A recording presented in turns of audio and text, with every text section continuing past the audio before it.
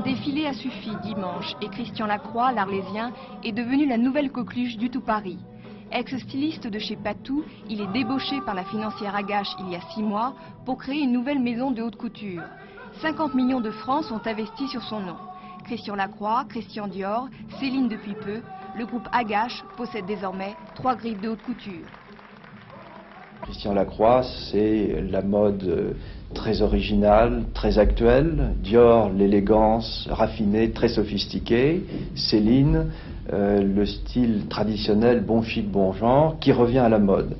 Et donc, cette stratégie consiste à offrir une palette complète de produits à la clientèle et à avoir, par rapport aux distributeurs mondiaux, un impact et une force beaucoup plus grande parce que nous avons 3 marques complémentaires plutôt qu'une seule.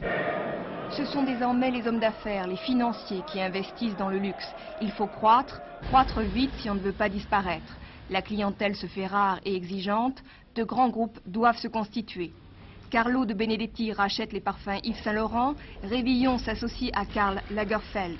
Derrière Christian Dior, le groupe Agache, c'est aussi Ferinel, Conforama, Peau Douce, 18 milliards de chiffre d'affaires.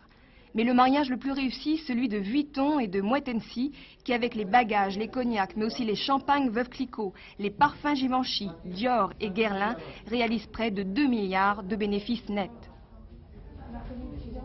En 1987, l'enjeu est international. La grande question des temps modernes, c'est celle de pouvoir continuer à faire de la qualité, tout en résolvant le problème de la quantité. Il faut un apport logistique important, exprimé en termes de moyens financiers, donc d'industrie lourde. C'est pour ça qu'on parle d'industrie lourde quand on parle maintenant d'industrie de création. L'âge d'or où il suffisait d'avoir un nom pour faire fortune est révolu. Il faut prendre des risques, se diversifier. La création ne va plus en marketing. Pour lancer Poison des parfums Dior, le groupe Vuitton a dépensé 200 millions de francs. Mais quelques maisons familiales résistent, ne veulent pas être rachetées. Certains mariages sont même ratés. Celui entre la maison Grey et le groupe Bernard Tapie, par exemple. L'affaire est actuellement devant les tribunaux. Il n'est pas question pour Madame Grey de faire du prêt-à-porter.